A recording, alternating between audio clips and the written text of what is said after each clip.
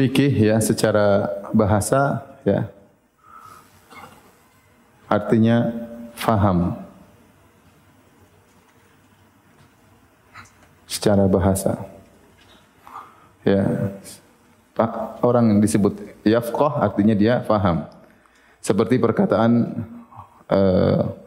umat Syuaib, mereka berkata ya Syuaibu ma nafqahu katsiran mimma taqul. Mereka berkata ya Syuaibu ma nafqahu katsiran mimma taqul. Wa inna lanaraka fina dha'ifa. Yang artinya wahai Syuaib, kami tidak paham kebanyakan yang kau ucapkan. Jadi al-fikih secara bahasa artinya pemahaman. Kemudian istilah fikih secara istilah ya. Maka secara istilah, kalau secara umum, istilah umum ya, fikih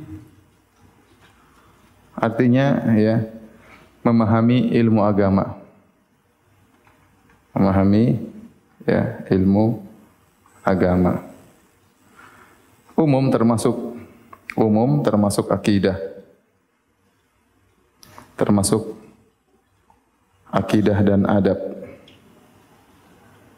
Semua yang berkaitan dengan agama maka disebut dengan fikih. Misalnya tentang akidah ada buku judulnya Al-Fiqhul Akbar.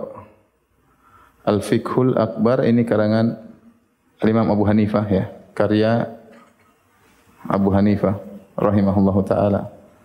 Ini pembahasannya tentang masalah akidah. Bahas tentang masalah akidah ya.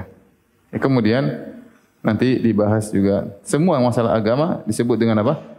Fikih ya. Oleh karenanya inilah yang dimaksud dengan sabda Nabi sallallahu alaihi wasallam, "Man yuridillahu bihi khairan yufaqihu fid din" ya. Kemudian fikih fikih secara umum ya. Apa namanya? Fikih masalah hukum-hukum. Ya. Di sinilah sabda Nabi sallallahu alaihi wasallam, "Man yuridillahu bihi khairan yufaqihu fid din." Yufaqihu fid din. Jadi barang siapa yang Allah menghendaki kebaikan baginya, Allah mudahkan dia faqih dalam masalah agama. Faqih di sini bukan hanya maksudnya fikih masalah hukum, taharah, muamalah, tapi berkaitan dengan seluruh masalah agama, ya. Liyatafaqahu fid din, juga firman Allah Subhanahu wa taala, liyatafaqahu fid din, agar mereka bertafaqquh dalam agama. Itu maknanya umum. Fikih secara umum. Pokoknya semua ilmu agama disebut dengan apa? Fikih. Tetapi kalau istilah khusus ya, maka fikih adalah khusus masalah apa? Ahkam ya. Masalah ahkam. Itu hukum nanti akan kita bahas ya, baik